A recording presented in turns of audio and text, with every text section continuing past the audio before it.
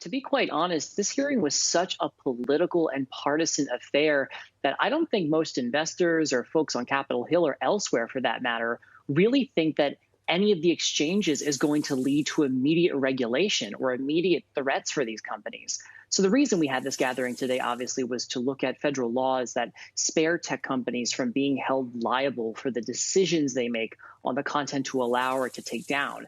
And there are some lawmakers who would like to see those laws amended.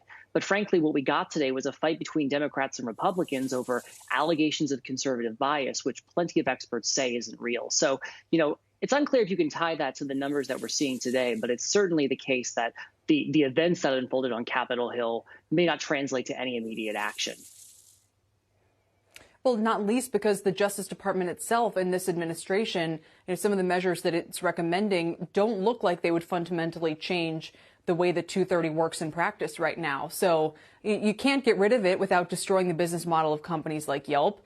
You probably keep it somewhat as is, let the companies moderate how they want to moderate. And if users don't like it, then say that's how this is, the vote will be conferred on their business models. I guess my question is, because they have so much power right now, because they are so large that, Twitter isn't all of the social media market, but there's not really a great alternative to Twitter if you wanted to go somewhere else, for example. So I'm curious, Tony, if you see any competitive threats emerging that might undermine big tech business models here if regulation doesn't seem that likely. Right. Well, in Section 230, the Justice Department has asked for Congress to take a look at the law and to update it to hold these companies more accountable. And what's sort of remarkable in all of this is that Democrats and Republicans agree, actually, that probably this law has outlived its usefulness. And these protections that were put in place when tech companies were not considered big tech, maybe have outlived their usefulness. It's just the political theatrics here that prevent them from finding compromise. But this question about alternatives is one that's come up in other contexts.